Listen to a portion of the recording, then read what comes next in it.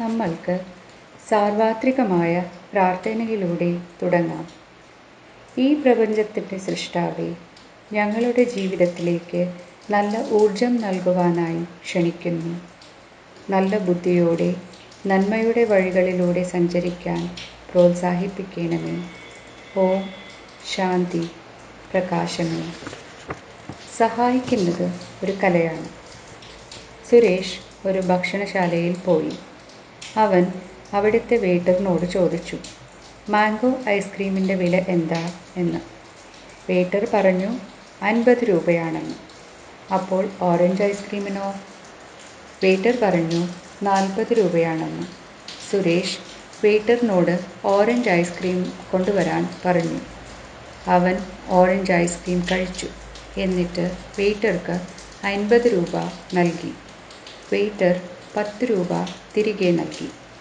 സുരേഷ് ആ 10 രൂപ വെയിറ്റർക്ക് ടിപ്പ് ആയി തിരിച്ചു കൊടുത്തു. ഇത് നിങ്ങൾ വെച്ചോളൂ. വെയിറ്റർ ചിന്തിച്ചു, അവൻ 50 രൂപ കയ്യിലുള്ളപ്പോൾ എന്തിന് 40 രൂപയുടെ ഐസ്ക്രീം കഴിച്ചു? വാസ്തവത്തിൽ സുരേഷിന് ഒരു നല്ല ശീലമുണ്ടായിരുന്നു. മറ്റുള്ളവരെക്കുറിച്ച് ആദ്യം ചിന്തിക്കും. അവൻ ഓർത്തു, ഞാൻ 50 രൂപയുടെ ഐസ്ക്രീം കഴിച്ചാൽ പിന്നെ വെയിറ്റർക്ക് എന്ത് നൽകും? അതുകൊണ്ട് 40 രൂപ ഐസ്ക്രീമിനും 10 രൂപ വെയിറ്റർക്കും. അപ്പോൾ അവൻ 40 രൂപ ഐസ്ക്രീം കഴിച്ചു. ബാക്കി 10 രൂപ വെയിറ്റർക്കായി കരുതി. അവൻ്റെ ഈ നിസ്വാർത്ഥ ചിന്തയും സഹായിക്കുന്ന ശീലവും കൊണ്ട് അവൻ വളരെ പുരോഗമിച്ചു. സ്കൂളിൽ ചെല്ലുമ്പോൾ അവൻ അവിടുത്തെ നിയമങ്ങളും വ്യവസ്ഥകളും പാലിക്കുമായിരുന്നു. അവനാലാവുന്ന എല്ലാ സഹായവും സ്കൂളിന് വേണ്ടി ചെയ്യുമായിരുന്നു. ടീച്ചർമാർ പഠിപ്പിക്കുമ്പോൾ അവൻ വളരെ ശ്രദ്ധിച്ച് മനസ്സിലാക്കാനും പ്രായോഗികമാക്കാനും ശ്രമിച്ചിരുന്നു. ക്ലാസ് കഴിഞ്ഞാലുടൻ ടീച്ചറിനോട് നന്ദി പറയുമായിരുന്നു. Thank you teacher. അവൻ സുഹൃത്തുക്കളോട് പുഞ്ചിരിയോടെ സംസാരിക്കുമായിരുന്നു. അതുകൊണ്ട് അവനും സന്തോഷവാനായിരുന്നു. അവൻ്റെ സുഹൃത്തുക്കൾക്കും സന്തോഷം നൽകി. വീട്ടിലാണെങ്കിൽ അവൻ അമ്മയെയും അച്ഛനെയും സഹായിക്കുമായിരുന്നു. അവൻ്റെ അനുജനെയും പഠനത്തിൽ സഹായിക്കുമായിരുന്നു. അയൽവക്കത്തുള്ള എല്ലാവരെയും അവൻ സഹായിക്കുമായിരുന്നു. ആരെയെങ്കിലും സഹായിക്കുവാൻ ഒരു അവസരം ലഭിച്ചാൽ അവൻ ആ അവസരം ഉപയോഗിച്ച് സഹായിക്കുമായിരുന്നു. അതുമാത്രമല്ല, അവൻ അവനെ തന്നെ സഹായിക്കുമായിരുന്നു.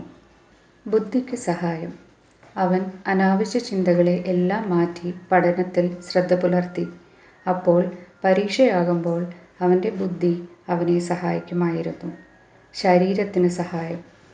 അവൻ അവൻ്റെ ശരീരത്തിനെയും സഹായിച്ചു. ശരീരത്തിന് ഫലപ്രദമായ ഭക്ഷണം മാത്രം കഴിക്കുമായിരുന്നു.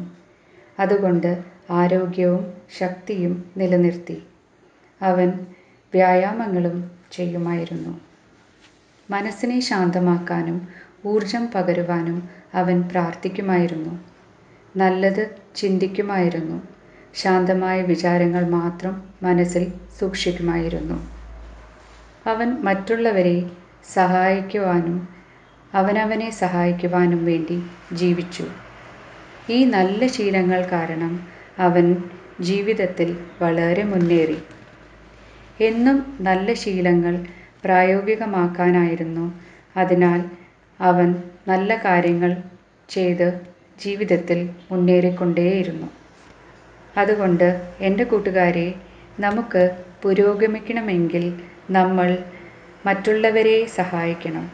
നമ്മൾ നമ്മളെയും സഹായിക്കണം. നമ്മളുടെ ഗുരുദേവൻ പണ്ഡിറ്റ് ശ്രീറാം ശർമ്മ ആചാര്യ പറയുന്നു, ആരാണോ സ്വയം സഹായിക്കുന്നത് അവരെ ദൈവം സഹായിക്കുന്നു.